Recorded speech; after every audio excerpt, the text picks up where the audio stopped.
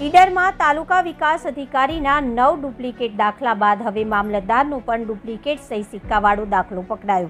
રાજ્યની વિવિધ સરકારી કચેરીઓમાં ડાયરેક્ટ કામ કરવા માટે હવે ખાનગી એજન્ટો મારફતે થઈ રહ્યા છે, જે સીધા જે તે અધિકારી અને એ વિભાગના કર્મચારી સાથે સીધી લાઇનમાં હોવાથી તેઓ એમને મહિને હપ્તો આપતા હોવાથી તે આવું ખોટું કામ કરતા હોય છે અને આમ લોકોની પાસેથી ડબલ ઘણા રૂપિયા પડાવતા હોવાની સાથે આ કામ ન થતાં અથવા તો કોઈ સંજોગવશાત કામ ન થતાં તેઓ રૂપિયા પાછા આપતા નથી।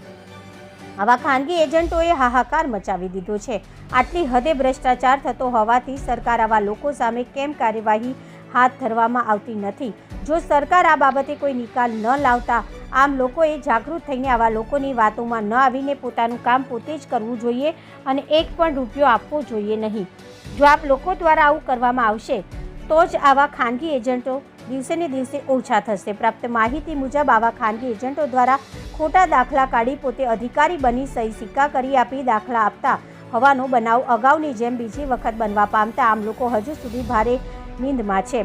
રાજ્યના સાબરકાંઠા જિલ્લાના ઈડરમાં આવેલા તાલુકા પંચાયતમાં આવા ખાનગી એજન્ટ મારફતે ખોટા 9 જેટલા આવકના દાખલા પોતે તાલુકા વિકાસ અધિકારી બનીને સહી કરી આપ્યું હતું। આવું ખોટું કરનાર ખાનગી એજન્ટ સામે કોઈ કાર્યવાહી કરવામાં ન આવતા તે હાલમાં પણ કોઈ પણ બીક વિના આ ખાનગી એજન્ટ તરીકે લોકોને લૂંટી રહ્યા છે।